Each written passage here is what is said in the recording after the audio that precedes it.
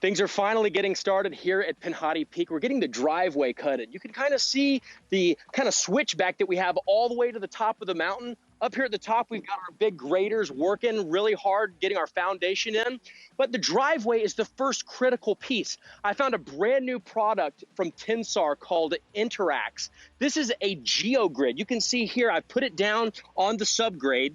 This is a geometric grid that actually interacts with the soil and the gravel substrate to create my roadbed path, or in this case for my residential application, it's going to be my driveway. So we're going to use size 4 stones and less with some fines in there. We're going to use like a crusher base. The whole idea is we want this to compact and interact with the InterAx. This is what's going to provide almost like a flotation over the soil to keep the gravel from penetrating down into the mud and becoming worthless. This is going to give me great traction on this hill.